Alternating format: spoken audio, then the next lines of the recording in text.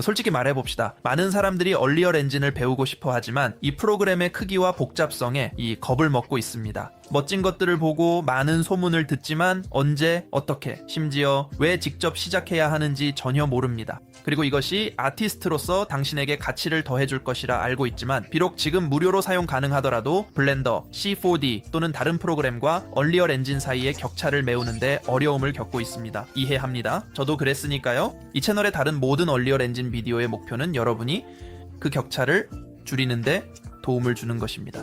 결국 이 프로그램은 멋집니다. 최고예요. 그래서 이번 비디오에서는 얼리얼 엔진의 재료에 대해 이야기할 것입니다. 재료가 얼마나 중요한지 알고 계시죠? 재료가 여러분의 예술 작품을 멋지게 만들어줍니다. 그들은 사진 같은 장면, 스타일화된 장면의 차이를 만들어내며 때로는 그냥 정말로 만지고 싶다는 느낌을 주기도 합니다. 재료는 최고입니다. 재료가 없다면 우리의 모든 3D 아트는 그저 흑백일 뿐입니다. 재료를 설정하는 방법, 재료를 제어하고 예술적으로 연출하는 방법에 대한 지식이 없다면 어떤 프로그램을 사용하든 막히게 될 것입니다. 다음 시간 동안 편안하게 앉아서 가능하다면 얼리얼 엔진을 열어보세요. 이 비디오가 끝날 때쯤이면 얼리얼 엔진에서 재료는 더 이상 문제가 되지 않을 것입니다. 우리는 하나의 재료를 만들 것입니다. 이것이 바로 우리의 모든 미래 프로젝트에서 다른 재료 인스턴스들이 생성될 마스터 재료입니다. 그리고 우리는 6단계의 복잡성을 통해 함께 단계별로 이를 만들어 나가고 있습니다. 다음 20분 동안 마스터 재료를 직접 만들기보다는 구입하고 싶다면 지금 구매할 수 있습니다. 다음 주까지 50% 할인 중입니다. 저는 검로드에서 구입했습니다. 에픽게임즈 마켓플레이스에 올라올 예정입니다. 설명란에 링크를 넣어두었습니다. 지원에 감사드립니다. 이제 이 재료를 시작해봅시다. 하지만 얼리얼 엔진에서의 재료 워크플로우를 이해하지 않으면 우리가 무엇을 하려는지 제대로 이해할 수 없습니다. 보통 블렌더나 C4D에서는 여러 텍스처로 구성된 재료를 만듭니다. 그리고 노드를 사용하여 그 텍스처들을 제어하여 우리가 원하는 재료를 만듭니다. 얼리얼 엔진도 비슷하게 작동합니다. 하지만 다른 렌더러에서는 무료로 제공되는 컨트롤을 얼리얼에서는 처음부터 직접 만들어야 합니다. 처음에는 그 부분만으로도 겁이 났지만 약속드리건대 번거롭게 들리지만 조금 번거롭긴 해도 생각만큼 나쁘지 않습니다. 우리는 하나의 재료, 즉 모든 다른 재료들이 파생될 마스터 재료만 만들면 됩니다. 이를 통해 우리는 재료, 인스턴스를 완전히 제어할 수 있으며 실시간으로 조정할 수 있습니다. 재료, 인스턴스는 우리가 장면을 채우는 데 사용됩니다. 우리가 장면에서 인스턴스만 사용하는 또 다른 이유는 시스템의 부담이 적기 때문입니다. 제가 말했듯이 그것들은 실시간으로 실행됩니다. 마스터 재료는 절대 3D 장면의 메시에 적용하지 않습니다. 왜냐하면 그것들은 무겁고 실행 속도가 느리고 시스템을 느리게 만들기 때문입니다. 절대 그렇게 하지 마세요. 그래서 마스터 재료를 공장처럼 생각할 수 있습니다. 우리가 구축해야 하는 공장. 우리는 벽을 세우고 기계를 공수해와서 모든 부품을 조립하여 많은 재료 인스턴스를 생산할 수 있도록 해야 합니다. 맞죠? 저는 좋은 비유를 정말 좋아합니다. 그래서 얼리얼 엔진 재료에 대한 멋진 비유가 있다면 댓글로 알려주세요. 다른 사람들이 이해하는 데 도움이 될 것이며 제가 좋아하는 댓글은 맨 위에 고정할 것입니다. 기본적인 레벨 1 마스터 재료 설정부터 시작해 보겠습니다. 이를 위해 콘텐츠 브라우저에서 오른쪽 클릭하고 재료를 선택하여 마스터 재료를 만들어야 합니다. 저는 이를 마스터 재료의 약자인 MM으로 부르겠습니다.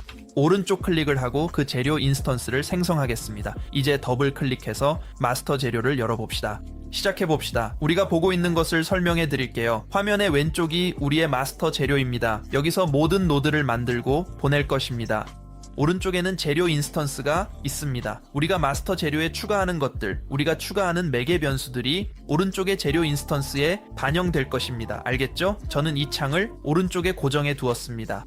그래서 재료를 만드는 가장 쉬운 방법은 컨트롤 스페이스바를 누르고 온라인에서 얻은 에셋의 텍스처를 끌어오는 것입니다. 여기로 끌어와서 적절한 슬롯에 연결하면 됩니다. 그럼 해보겠습니다. 우리는 노멀 맵을 얻었습니다. 이것이 우리의 재료에 텍스처를 부여하죠. 그래서 여기 위쪽을 실제로 보면 거친 콘크리트처럼 보이고 멋집니다. 우리는 컬러 맵을 가지고 있습니다. RGB를 가져와 기본 색상에 연결할 것입니다. 우리는 거칠기와 스페큘러를 가지고 있습니다. 어떻게 알죠? 아래를 보면 그것이 우리의 스페큘러라는 것을 알 수 있습니다. RGB를 끌어올 필요 없습니다. 채널 하나만 필요합니다. 흑백 텍스처입니다. 이것을 스페큘러에 연결하겠습니다.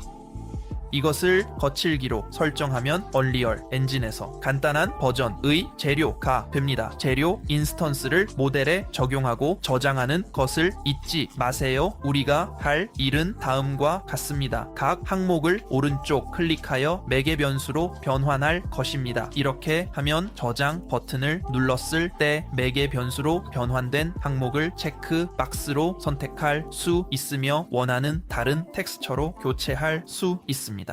그래서 나머지 4개에 대해서도 이렇게 하고 저장하면 모든 텍스처 샘플이 여기 있는 것을 볼 수 있습니다. 예를 들어 벽 콘크리트 텍스처로 이것들을 교체할 수 있습니다. 자, 이렇게 하면 됩니다. 그렇죠. 이렇게 해서 우리는 마스터 재료를 사용하여 여러 가지 다른 인스턴스를 만들고 텍스처를 교체하여 장면의 여러 메시에 적용할 수 있습니다. 마지막으로 할 일은 정리를 잘하는 것입니다. 이것은 정말 중요합니다. 그래서 우리가 할 일은 이 모든 텍스처를 선택한 다음 그룹 아래에 텍스처라고 입력할 것입니다. 이것을 저장하면 텍스처 카테고리 아래에 저장될 것입니다. 좋아요. 이게 레벨 1입니다. 하지만 레벨 2로 넘어가기 전에 여러분께 빠른 공지를 드리겠습니다. 지난달 저는 공식 혼카이 스타 레일 3D 아트 콘테스트의 심사위원으로 선정되었습니다. 그들의 챌린지가 마무리되었고 아티스트들이 꿈속으로 뛰어들기 재미있는 3D 아트를 만들었습니다. 금요일 5월 17일에 제가 가장 좋아하는 30개의 렌더를 보여드릴 예정입니다. 3명의 우승자를 선정하고 현금 상금과 함께 한정판 굿즈를 혼카이 스타 레이를 나눠드릴 것입니다. 이번 스트림은 채널에서 상위 100개의 라이브 스트림과 재미있는 스트림이 될 것입니다. 스트림을 좋아하신다면 달력에 표시해 두시고 이번 금요일 5월 17일에 들러주세요. 하지만 모르시는 분들께 설명하자면 혼카이 스타 레일은 겐신 임팩트를 만든 팀이 개발한 턴제 RPG입니다. 혼카이 스타 레일은 광활한 오픈월드 SF 풍경을 배경으로 하며 최근에 펜타칸이라는 새로운 행성이 추가되었습니다. 중심에는 꿈을 바탕으로 지어진 도시가 있습니다. 그들의 3D 챌린지 테마는 꿈속으로 뛰어들기입니다. 하지만 다시 이 재료들로 돌아갈 시간입니다. 보세요. 5월 17일 혼카이 스타 레일 3D 아트 공개에서 만나겠습니다. 그래서 레벨 2에서는 색상 텍스처를 시작으로 대비 밝기, 색조 채도, 거칠기, 반사광 및 강도를 실제로 제어하고자 합니다. 먼저 밝기를 조정해 보겠습니다. 노드를 사용할 것입니다. 여러분의 팔레트 오른쪽에 모든 노드가 있습니다. 저는 그것들을 불러내고 단축키를 사용할 것입니다. M을 누르고 왼쪽 클릭을 하면 곱셈 노드를 만들 수 있습니다. 이것을 여기에 연결할 것입니다. 이것이 곱셈 노드를 통해 실행됩니다. 그리고 S를 누른 상태에서 왼쪽 클릭을 하면 스칼라 매개 변수가 생성됩니다. 스칼라 매개 변수는 기본적으로 재질 인스턴스에서 조정할 수 있는 노드입니다. 이제 이것을 연결할 것입니다.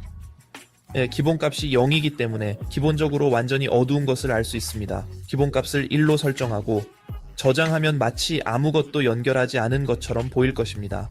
오른쪽을 보면 글로벌 스칼라 매개 변수 값을 볼 수 있습니다. 밝기를 확인하면 재질 인스턴스를 실시간으로 조정할 수 있습니다. 잘 작동하고 있습니다. 다음으로 대비 조정을 해보겠습니다. 2를 누르고 왼쪽 클릭을 하면 전력 노드를 얻을 수 있습니다. 이것을 통해 연결해 보겠습니다. 그렇습니다. 체인을 통해 실행되고 있습니다. 스칼라 매개 변수를 위해 S를 누릅시다. 기본값을 1로 설정하고 2를 연결하세요. 좋습니다. 다시 저장하면 바로 거기에서 밝기를 볼 수 있습니다. 대비도 있습니다. 이제 채도로 계속 진행해 봅시다. 그래서 저는 오른쪽 클릭을 할 건데 탈채도 노드입니다. 즉 이걸 반전시켜야 합니다. 1 노드를 사용할 건데 5를 누르고 왼쪽 클릭을 합니다. 이제 그걸 연결하겠습니다. 우리는 스칼라 매개 변수를 원하며 기본값을 1로 설정하고 저장합니다. 채도가 나타나고 이제 재질에 대한 실시간 채도 슬라이더가 생겼습니다. 환상적입니다. 색상 조정 또는 알베도 조정을 마무리하는 마지막 요소는 색조입니다. 맞죠? 저는 그것을 녹색, 빨간색, 보라색, 파란색으로 색조를 바꾸고 싶습니다. 색상이 필요합니다. 숫자 3을 누르고 왼쪽 클릭하세요. 그리고 그것은 상수 3벡터를 만듭니다. RGB를 위한 3벡터입니다. 우리는 이것을 곱셈 노드와 함께 연결할 것입니다. M을 누르고 왼쪽 클릭하세요. 이것을 실행해 보세요. 이 RGB, 작은 토글을 연결하세요. 저장하면 색조가 여기 나타나지 않는 것을 알 수 있습니다. 이는 매개 변수가 아니기 때문입니다. 이를 매개 변수로 변환하고 저장해야 합니다. 기본적으로 색조를 검정으로 설정하면 너무 어두워지기 때문에 색상을 흰색으로 설정하고 싶습니다. 우리는 그것을 원하지 않습니다. 저장하세요. 그리고 붐, 됐습니다. 하지만 다른 그룹에 있죠. 그래서 우리의 색상, 텍스처, 조정을 함께 그룹화합시다. 선택하고 C를 누르겠습니다. 그러면 블루프린트 뷰에서 항목들이 그룹화됩니다. 그래서 이것을 깔끔하게 이동시킬 수 있습니다. 그리고 우리가 만든 모든 매개 변수를 잡아서 알베도라고 입력한 다음 저장을 누릅시다. 보세요. 이제 작은 알베도 그룹에 있습니다. 좋네요. 하지만 제가 한 단계 더 나아가면 어떻게 될까요? 이러한 매개 변수의 배열 순서를 조정하고 싶다면 어떻게 해야 할까요? 여기로 가서 정렬 우선순위를 변경하면 됩니다. 그리고 저는 그냥 10, 20, 30, 40으로 할 거예요.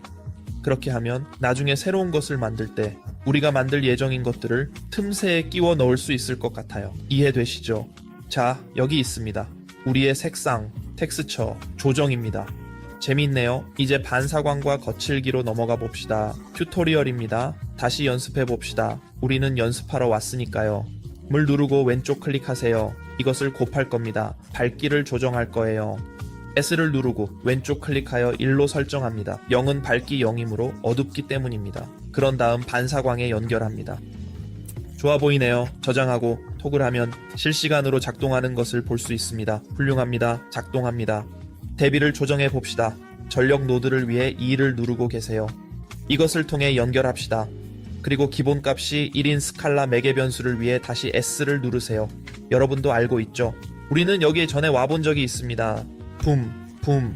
이제 모든 것을 선택해 봅시다. C를 누르고 매개 변수를 선택한 다음 반사광으로 그룹화하세요. 그리고 저장합시다. 자, 됐습니다. 붐. 이제 거칠기에 대해 다시 해봅시다. 좋아요. 두 매개 변수를 누르고 전력 노드를 위해 다시 E를 누르세요. 그리고 이 모든 것을 연결할 것입니다. 기본값으로 설정하지 않으면 오류가 발생합니다. 다시 C를 누르세요. 이 거칠기 매개 변수를 가져와서 거칠기 아래에 그룹화하고 저장합니다. 그리고 마지막으로 노멀입니다. 노멀은 조금 다릅니다. 우리가 정상 강도를 제어하기 위해 사용할 것은 평탄화된 노멀 노드입니다. 맞죠? 탈체도 노드와 같이 반전하려면 1에서 빼야 했습니다. 우리의 노멀을 평탄화하고 있습니다. 평탄화 원하지 않습니다. 그것을 증가시키고 싶습니다. 그래서 5를 눌러서 1에서 빼기를 하고 연결하세요. S를 눌러서 스칼라를 선택하고 1로 설정 후 RGB를 평탄화된 노멀에 연결하세요. 이 모든 것을 선택하고 C를 눌러서 그 노멀 매개 변수를 잡아 노멀 그룹에 넣겠습니다. 그리고 마지막으로 맞아요. 이걸 정상 슬롯에 연결해야 합니다. 그리고 봐요. 저걸 보세요. 레벨 T가 완료되었습니다. 이것만으로도 많은 것을 할 수 있지만 저는 더 많은 것을 하고 싶습니다. 그래서 우리가 할 일은 이러한 텍스처들 사이를 전환하거나 기본 색상, 거칠기 또는 반사광 값을 전환할 수 있는 스위처를 만드는 것입니다. 그래서 우리가 알베도 텍스처나 기본 색상 사이를 전환하기 위해 사용할 노드는 정적 스위치 매개 변수라고 합니다. 이 값이 true로 설정되면 그래서 우리는 상수 3벡터를 원합니다. 그것을 오른쪽 클릭하여 매개 변수로 변환합니다. 흰색으로 설정합시다. 그리고 그것은 설정됩니다. 좋아요. 하지만 기본 색상이 아닌 실제 색상 텍스처가 되기를 원합니다. 그렇죠. 그래서 우리는 이것을 거짓으로 연결할 것입니다. 이것을 기본 색상에 연결하겠습니다. 기본값은 선택 해제된 상태입니다. 기본값은 false입니다. 이제 그룹화해 보겠습니다. 스위치 매개 변수를 알베도에 연결합니다. 기본 색상도 알베도 섹션에 연결합니다. 그래서 저장하면 색상 활성화 체크박스가 있습니다. 체크하면 모든 것을 무시하고 true 경로로 갑니다. 체크했기 때문에 true입니다. 체크를 해제하면 false 경로, 색상 텍스처로 갑니다. 체크하면 true 경로로 갑니다. 그리고 우리는 이것을 원하는 색상으로 변경할 수 있습니다. 좋아요. 이미 정말 멋져 보이네요. 좋아요. 그런데 한 가지 더 이 기본 색상을 활성화하고 맨 위로 올리고 싶어요. 이 정적 스위치 매개 변수를 가져와서 우선순위를 0으로 변경합시다. 그리고 그것은 맨 위로 올라갈 것입니다. 여기 우리의 작은 설정에 이것을 포함시켜 봅시다. 좋아요. 다른 작은 팁이 있습니다. 작은 선택 도구를 사용하여 경로를 재설정할 수 있습니다. 그래서 이것을 정리하기 위해 리라우트 노드라고 부르는 거죠. 저는 이런 것들에 대해 강박증이 있어요. 그래서 제가 그걸 자주 하는 걸 보게 될 겁니다. 좋아요. 이제 반사광과 거칠기로 같은 작업을 해봅시다. 저는 몇 가지 정적 스위치, 매개 변수를 만들고 이를 팔세로 연결한 다음 기본적으로 이것이 반사광으로 전달되도록 할 것입니다. 체크가 해제되었습니다. 우리가 원하는 대로 작동하고 있습니다. 좋습니다. 하지만 트루에가 필요하기 때문에 오류가 발생합니다. 기본값 1로 S를 누르고 왼쪽 클릭하여 true에 연결할 것입니다. 이 두 가지를 선택하고 올바른 그룹에 확인한 다음 기본 반사광 정렬 우선순위가 0으로 설정되어 있는지 확인합시다. 저장할 때 문제가 없습니다. 그것은 맨 위에 있습니다. 우리는 그것을 확인하고 재질의 기본 반사광을 줄 수 있습니다. 이제 색상 텍스처를 사용하지 않고 단지 0에서 1 사이의 값만 사용합니다. 다음으로 거칠기 스위처를 할 차례입니다. 이것을 거짓으로 연결하여 우리의 거칠기에 넣을 것입니다. 자, 이제 시작해 봅시다. 거칠기로 S를 누르고 왼쪽 클릭하세요. 0.5로 설정합니다. 그것을 true에 연결하세요. 저장 버튼을 누르세요. 올바른 그룹에 넣고 스위치 매개 변수의 정렬 우선순위를 0으로 설정합시다. 그러면 맨 위에서 시작됩니다. 이제 기본 반사광을 활성화하고 기본 거칠기를 활성화하세요.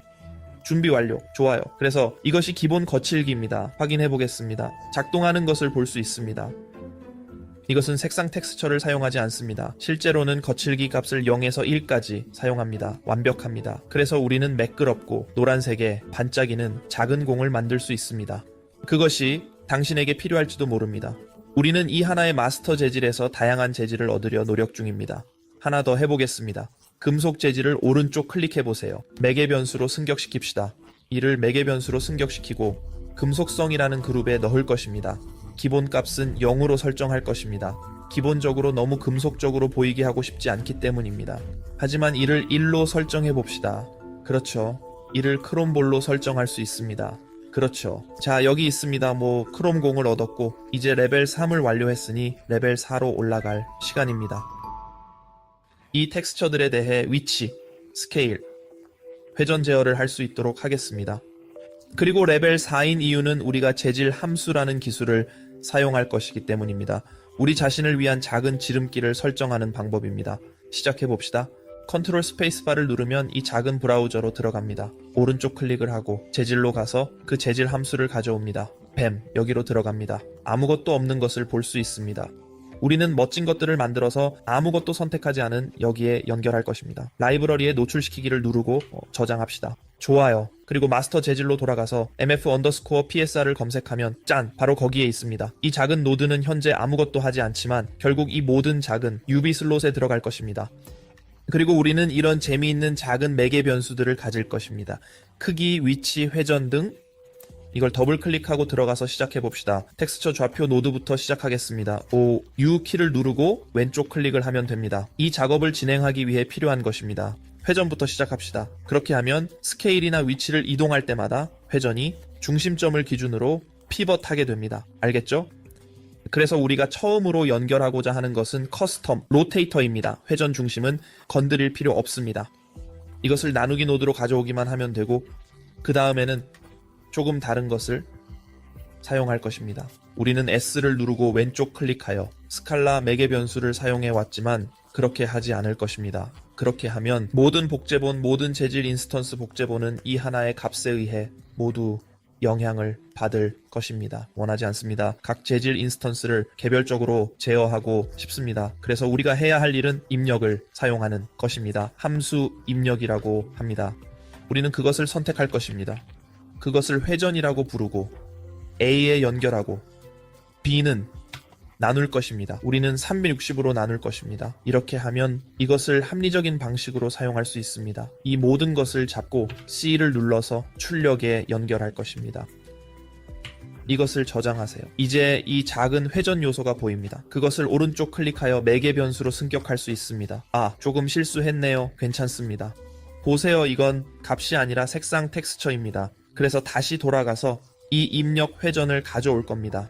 이것이 될 수 있는 다양한 모드가 있습니다. 벡터 3을 선택해 색조와 기본 색상에 사용했습니다. 이것을 스칼라 매개 변수로 만들겠습니다. 저장하겠습니다. 이것을 연결하고 어떻게 작동하는지 보여드리겠습니다. 그리고 나머지를 구축할 것입니다. 붐, 회전이 생겼습니다. 이제 그것을 그룹에 넣어봅시다. 용 언더스코어 PSR, 몽은 맨 위에 나타나게 하고 싶기 때문입니다. 좋아요. 그리고 이 물체를 회전시키면 회전합니다. 더 잘 보기 위해 큐브로 이동해 보겠습니다.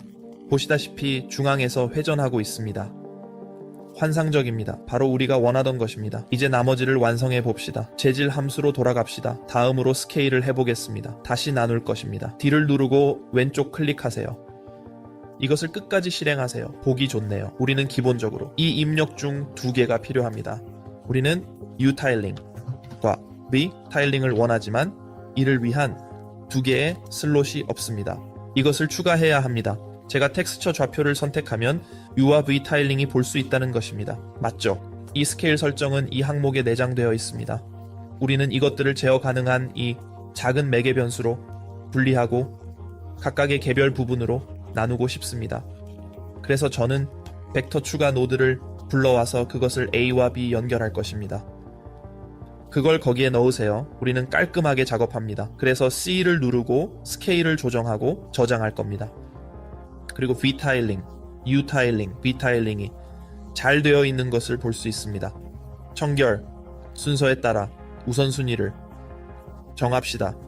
하나를 설정하고 둘로 설정하여 올바른 순서로 표시되도록 하겠습니다. 타일링 그룹을 묶고 오프셋 그룹을 묶고 왼쪽 클릭을 누르세요. 이것이 우리의 광고입니다. 좋아요. 같은 작업을 할 겁니다. 이것을 복사해서 붙여넣고 B 넣고 출력에 연결합니다. 이름을 다르게 지정할 겁니다. 이것은 우리의 U 오프셋이고 이것은 우리의 V 오프셋입니다. 우선순위가 계속 유지되도록 하세요. 0, 1, 2, 3, 4로 갈 겁니다.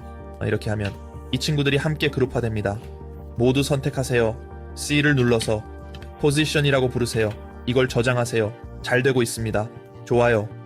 그럼 이제 이 두 매개 변수를 모두 승격시켜 봅시다. 멋지네요. 보시면 회색 덩어리일 뿐입니다. 더 이상 우리의 재질이 아닙니다. 그 이유는 우리의 UV 타일링이 0으로 설정되어 있고 스케일이 0으로 설정되어 있기 때문입니다. 그래서 저는 그것을 다시 1로 설정하여 정상적인 재질로 되돌리겠습니다. 이 모든 것이 PSR 그룹에 포함되어 있는지 확인합시다. 이 모든 것을 가져가겠습니다. 이것을 PSR이라고 부르겠습니다. 여러분도 아시다시피 이제 순서대로 내려가면서 우선순위를 정해봅시다. 그래서 타일링은 1, 2로 설정하고 오프셋은 3, 4로 설정하며 회전은 마지막에 남겨두는 거죠. 그래서 우리의 스케일링이 잘 보입니다. 타일링도 잘 보입니다. 그리고 중간에서 회전하더라도 완전히 제어할 수 있습니다. 정말 멋집니다. 우리는 지금 가고 있어요. 여러분, 우리는 지금 가고 있어요. 이제 레벨 5로 들어갈 것이기 때문에 이 위치 스케일 회전 재질 함수를 몇 번 더 사용할 것입니다. 이 부분이 제가 가장 좋아하는 부분입니다. 표면의 결함은 재질이 어디에 있었는지에 대한 이야기를 들려줍니다. 얼룩이나 지문이 있는 경우 더 현실감 있게 느껴집니다. 표면 결함을 시작하는 가장 좋은 방법은 하나를 추가하는 것입니다. 다시 컨트롤 스페이스 바를 눌러 작은 브라우저를 엽니다. 그리고 표면 결함으로 이동합니다. 이것들은 제가 직접 촬영한 맞춤형 결함들입니다. 위 링크에서 이것들을 가져갈 수 있습니다. 그래서 저는 이제 얼룩들을 끌어다 놓을 겁니다. 저는 이 얼룩들이 마음에 들어요. 붐. 그리고 이것들을 거칠기에 연결하면, 그렇죠. 그리고 이것을 저장하면 이것이 무엇을 하는지 더 잘 볼 수 있습니다. 그래서 저에게 가장 좋은 방법은 크롬볼을 만드는 것입니다. 기본 색상을 활성화, 흰색으로 설정하세요. 기본 금속성을 1로 설정하겠습니다. 일반 강도를 0으로 낮춰봅시다. 자, 이렇게 하면 표면 결함이 있는 멋진 작은 크롬 공이 생깁니다. 하지만 저는 이 표면 결함을 더 보고 싶습니다. 지금은 그것을 제어할 수 없기 때문입니다. 이것을 제어하기 위해 가장 먼저 하고 싶은 것은 만약 우리가 불완전성을 교체하고 싶다면 어떻게 할까요? 그래서 우리는 이것을 오른쪽 클릭하여 매개 변수로 변환하고 자체 카테고리로 그룹화하겠습니다. 표면 불완전성 좋습니다. 저장하겠습니다. 그리고 추가할 작은 결함 그룹이 있습니다. 그래서 우리가 할 일은 밝기와 대비를 조정하는 것입니다. 모두 밝기, 곱셈 노드를 위해 M을 누르세요. 기본값이 1인 스칼라 매개 변수를 위해 S를 누르세요. 그것을 연결하세요. 이것이 거칠기로 흐르도록 하세요. 저장하세요. 대비도 바로 조정해 봅시다. 전력 노드를 위해 이 키를 누르고 있습니다. 불완전 대비, 붐, 기본값은 1입니다. 모든 것을 연결하고 이걸 그룹화합시다. 여러분, 우리가 어디에 있는지 아시죠? 표면 결함을 저장하고 여기서 무슨 일이 일어나고 있는지 더 잘 살펴봅시다. 저 같은 경우에는 대비를 낮추는 것을 좋아합니다. 그래서 0.5로 설정하면 부분을 훨씬 많이 보게 될 것입니다. 이것을 기본 색상에 연결하면 우리가 무엇을 보고 있는지 알 수 있을 것입니다. 검은 값은 반사광이 있고 흰 값은 거칠기입니다. 좋아요. 하지만 대비를 낮추면 효과가 더 뚜렷해집니다. 밝기를 조금 높이면 더 많은 얼룩이 생긴다고 할 수 있겠네요. 그래서 그것이 하는 일입니다. 이 작업이 무엇인지 알고 싶다면 색상 텍스처라도 기본 색상에 연결해 보세요. 그러면 무슨 일이 일어나고 있는지 더 잘 이해할 수 있을 거예요. 그렇죠. 그래서 정말 좋습니다. 물론 우리는 이것의 밝기를 조정하고 더 강하게 만들 수 있습니다. 하지만 이 재질의 가장 밝은 지점, 가장 거친 지점을 절반으로 줄이고 싶다면 어떻게 해야 할까요? 우리의 다음 조정입니다. 이제 우리는 lerp라고 불리는 것을 만들 것입니다. lerp는 기본적 믹스 노드, 나믹스 RGB 노드와 같습니다. L을 누르고 왼쪽 클릭을 할 것입니다. 정말 간단합니다. 숫자 값 또는 이 경우에는 색상 텍스처를 통해 두 가지 다른 것을 혼합하는 것입니다. 그래서 이 색상 텍스처를 연결하고 최소값과 최대값을 설정할 것입니다. 그래서 여기서 두 개를 만들겠습니다. 최소값은 0이고 불완전도의 최대값은 1입니다. 기본적으로 최대값을 B, 최소값을 A에 연결하고 이 모든 것을 거칠기에 연결한 후 저장하면 정확히 같은 결과를 얻을 수 있습니다. 완벽하죠. 그래서 우리는 기본값에 도달했습니다. 이것들을 그룹화해 봅시다. 그리고 그것들을 토글하고 최대값을 0.5로 낮추면 이건 정말로 밝기를 조정하는 것과는 다릅니다. 사실 천장을 반으로 낮추는 것입니다. 그래서 흰색이었던 것이 이제 50% 회색이 됩니다. 바닥도 올릴 수 있습니다.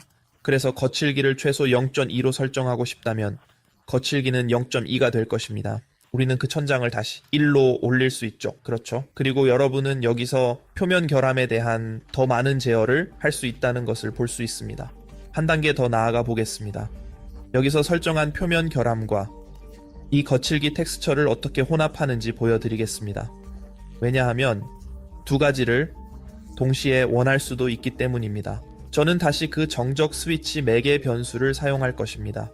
표면 결함에 대해 true로 설정하고 우리가 설정한 일반적인 거칠기 설정에 대해 false로 설정한 다음 이를 모두 거칠기에 연결하고 저장하면 기본적으로 우리가 재질에 연결한 거칠기 텍스처가 될 것입니다. 이제 이것을 표면 결함으로 그룹화해 보겠습니다. 그리고 이제 표면 결함 활성화 토글 상자가 있습니다. 그래서 그것을 클릭하면 얼룩으로 전환될 것입니다. 하지만 우리는 두 가지를 동시에 원하며 각각의 양을 조절할 수 있는 슬라이더가 필요합니다. 그렇게 하기 위해 이 lerp 노드를 다시 사용할 것입니다. L 왼쪽 클릭, 그리고 우리는 이것들 사이를 혼합하고 싶습니다. 그렇죠. 그래서 A를 우리의 표면 결함이라고 합시다. 우리는 A 사이를 블렌드하고 싶습니다. 또한 거칠기 사이를 블렌드하고 싶습니다. 그것은 B로 들어가고 이 모든 것이 true로 들어갈 것입니다. 그리고 이것들을 어떻게 혼합할까요? 슬라이더를 사용합니다. 그래서 이 알파를 오른쪽 클릭하여 매개 변수로 승격시키고 표면 결함 그룹에 추가하겠습니다. 기본적으로 0.5로 블렌딩 할 것입니다. 이는 표면 결함의 절반과 거칠기의 절반을 갖게 된다는 것을 의미합니다. 그리고 저는 이 모든 것을 표면 결함 블렌드라는 자체 카테고리로 그룹화할 것입니다. 이제 제가 제대로 했다면 저장하고 블렌드 박스를 확인하면 블렌드 할 수 있을 것입니다. 자, 보세요. 이제 우리는 양쪽을 모두 사용할 수 있는 힘을 손에 넣었습니다. 기본값으로 0.5로 설정하고 양쪽의 장점을 모두 누릴 수 있습니다. 놀랍네요. 레벨 I를 마무리하기 위해 마지막으로 할 일은 이 표면 결함에 대해 또 다른 위치, 크기, 회전 제어를 추가하는 것입니다. 왜냐하면 텍스처와는 별도로 얼룩을 더 작게 만들 수 있기를 원하기 때문입니다. 우리가 그 재질 함수를 만들었기 때문에 이제 해야 할 일은 그 재질 함수를 찾아보는 것뿐입니다. PSR, 그리고 우리는 같은 것을 사용하여 표면 결함에 이를 연결할 수 있습니다. 이 두 스칼라 매개 변수를 승격시키고 다른 이름을 지을게요. 왜냐하면 같은 이름을 지으면 이들이 연결될 것이고 우리는 그것을 원하지 않기 때문입니다. 그것들을 분리하고 싶습니다. 그래서 이를 불완전, 타일링, 불완전 오프셋이라고 지을 것입니다. 기본적으로 타일링을 1로 설정해야 한다는 것을 기억하세요. 그렇지 않으면 너무 작아서 보이지 않을 것입니다. 마지막으로 순서가 올바른지 확인해야 합니다. 그래서 타일링을 1번과 2번으로 하고 옵셋을 3번과 4번으로 회전을 마지막에 배치하겠습니다. 이를 표면 결함 카테고리에 넣고 저장합니다. 그리고 여기 모든 것이 있습니다. 이제 원하는 대로 정렬할 수 있습니다. 그래서 표면 결함 활성화를 맨 위에 두고 싶다면 제가 그렇게 할 건데 이걸 잡아서 우선순위 0으로 정렬하고 모든 것이 순서대로 있는지 확인하겠습니다. 그래서 이걸 저장하면 맨 위에 표면 결함을 활성화할 수 있는 옵션이 보이죠? 그래서 이걸 켜고 끌 수 있습니다.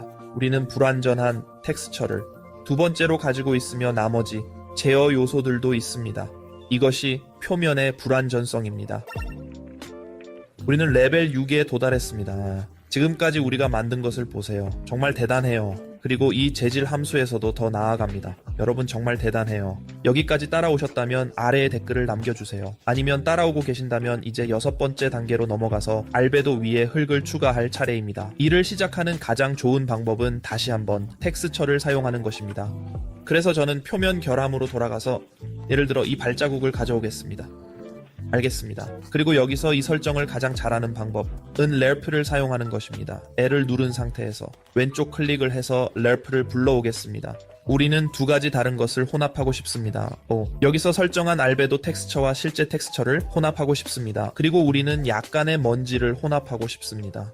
약간의 먼지를 잡는 가장 좋고 쉬운 방법은 3을 누르고 왼쪽 클릭하여 상수 3 벡터를 잡고 그 색상을 비연결하는 것입니다.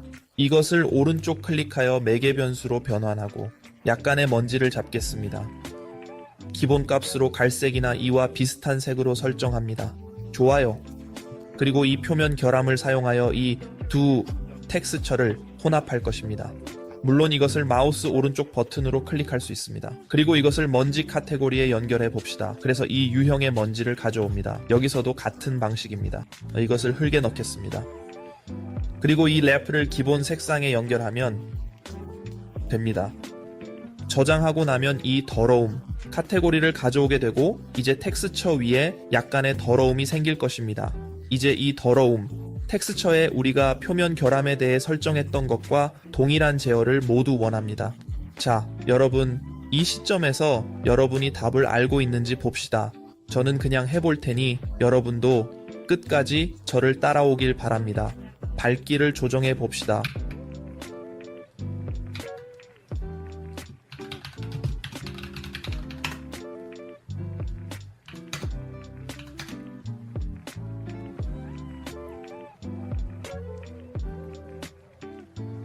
좋아요.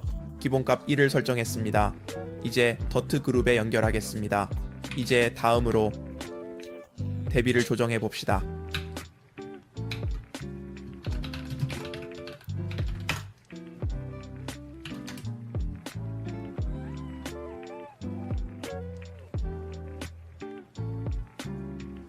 똑같이 하세요. 그룹에 포함되었는지 확인하세요.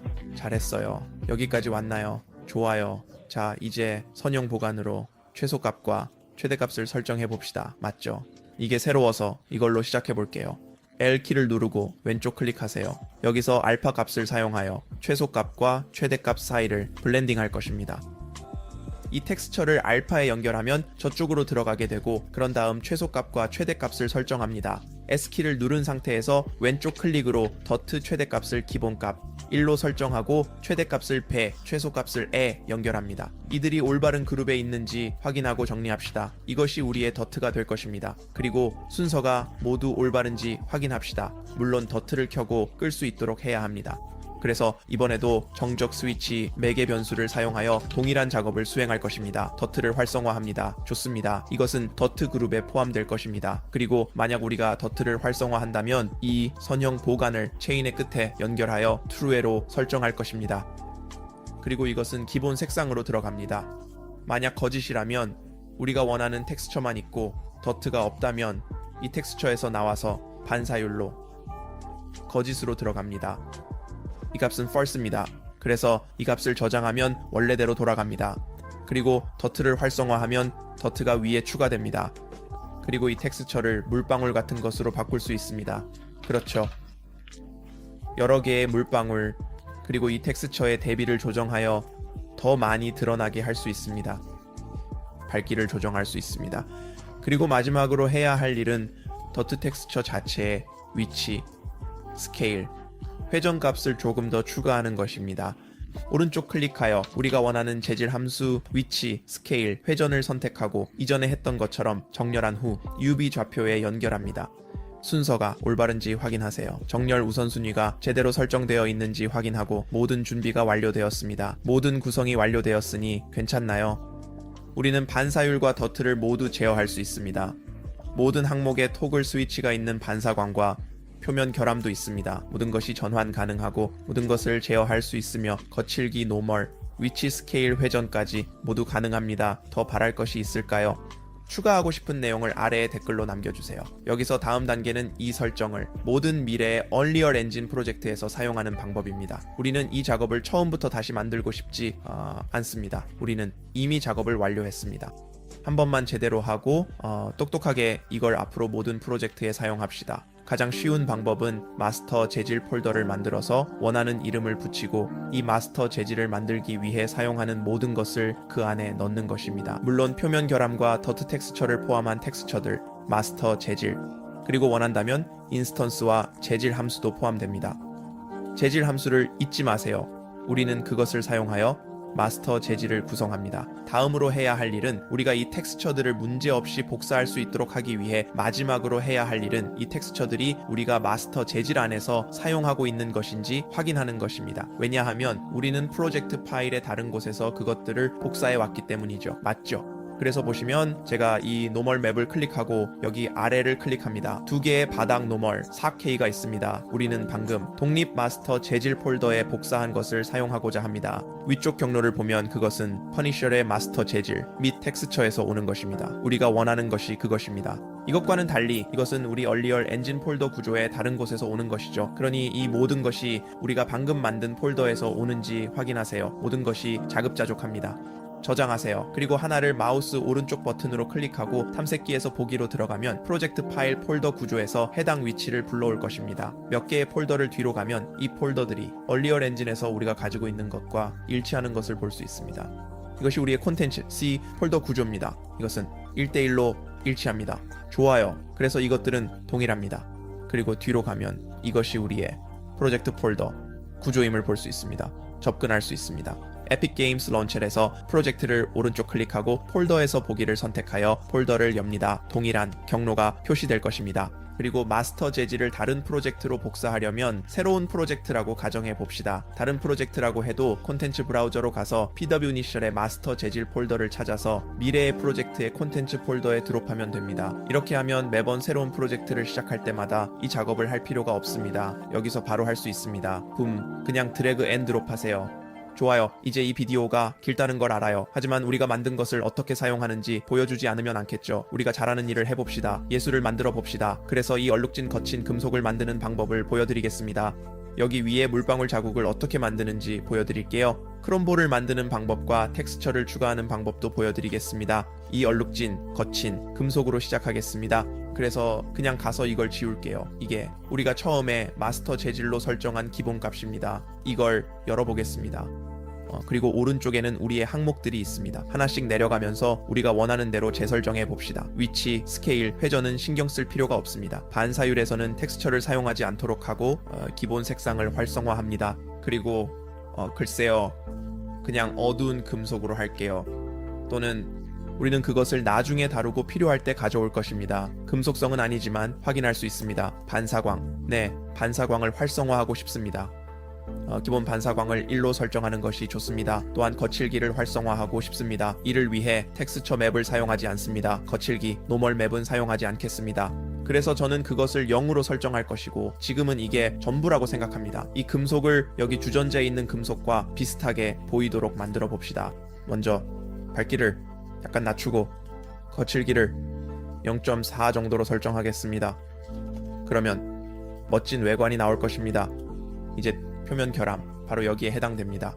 자, 표면 결함을 전환할 건데 우리는 이 얼룩들로 설정해 두었습니다. 이제 첫 번째로 무언가를 보고 싶습니다. 정말 극적으로 만들고 싶습니다. 그래서 첫 번째로 블렌드를 0으로 설정하겠습니다. 이것은 표면 결함을 최대한으로 나타내는 것입니다. 기본 거칠기를 전혀 사용하지 않습니다. 그런 다음 무언가가 보이기 시작할 때까지 대비와 밝기를 증가시키고 싶습니다.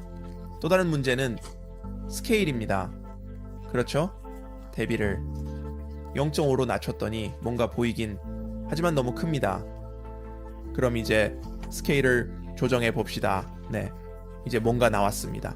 그리고 보기 좋게 보이는 부분을 찾을 때까지 오프셋을 조정합시다. 우리는 단지 이 강도를 줄이고 싶습니다. 불완전성의 최소값과 최대값을 확인하고 그것을 조금 더 미묘하게 만들어 봅시다. 최대값을 0.6으로 최소값을 0.4로 설정하고 밝기를 0.5로 다시 낮추겠습니다. 자, 이렇게 하면 됩니다. 아주 미묘하죠? 다시 넓은 화면으로 돌아가 봅시다.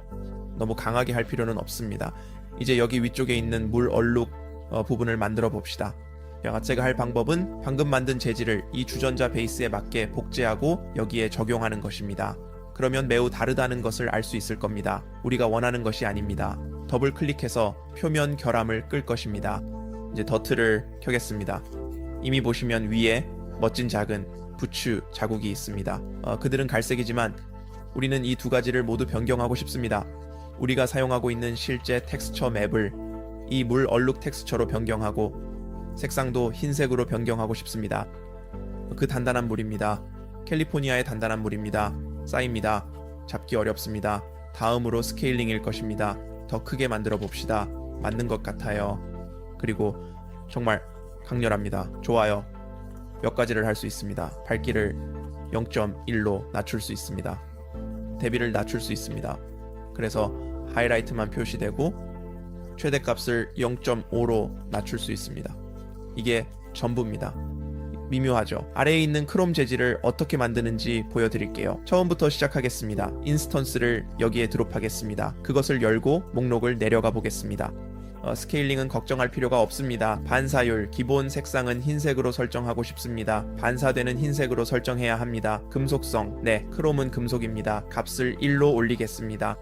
이미 거의 다 왔습니다. 반사광, 기본 반사광을 1로 설정합시다. 정확히 이 작은 외관을 주는 것은 거칠기와 노멀입니다. 그래서 기본 거칠기를 활성화하고 0으로 설정하고 싶습니다. 좋아요.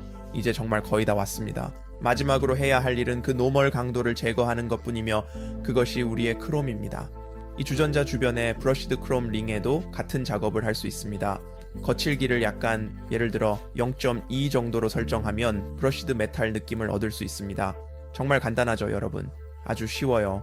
그리고 오른쪽의 모든 객체들은 사진 스캔입니다. 원하시면 제 파트런에 올려둘 테니 가져가세요. 하지만 단지 확산 재질과 노멀 맵으로 만들어졌습니다. 그래서 저는 그냥 들어가서 이 두 텍스처를 교체하고 기본 거칠기와 기본 반사광을 설정하고 그것들을 잘 조정하고 있습니다. 이게 전부입니다. 이 재질로 훨씬 더 많은 것을 할 수 있습니다. 이 재질을 업그레이드 할 수도 있습니다. 저와 함께 마스터 재질을 만들지 않은 분들도 괜찮습니다. 제가 판매하고 있습니다. 이번 주에만 50% 할인 중입니다.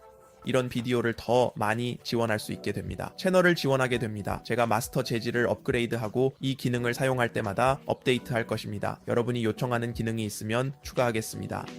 자신을 흥분시키는 것을 따르기를 권하고 싶습니다. 얼리얼 엔진을 배우고자 한다면 다운로드하고 실행한 후 제 다른 튜토리얼도 확인해보세요. 이왕이면 구독도 해주세요. 저는 얼리얼 엔진 영상을 많이 만드니까요. 저는 이 영상을 따라하기 쉽게 편안하게 만들려고 노력합니다. 하지만 중요한 것은 여러분이 실제로 할 수 있다는 것을 깨닫게 하는 것입니다. 생각만큼 어렵지 않습니다. 비디오를 좋아하신다면 우리가 함께 단계별로 만든 숲 환경도 마음에 드실 겁니다. 아니면 댄스클럽 분위기를 더 좋아하신다면 단계별로 안내해 드릴게요. 더 깊이 들어가고 싶다면 아래에 얼리얼 엔진 재생 목록을 링크해 두었어요. 그리고 생각을 가진 주간 아트 챌린지에 관심이 있다면 디스코드를 확인해 보세요. 창작을 즐기세요. 곧 다시 만나요. 평화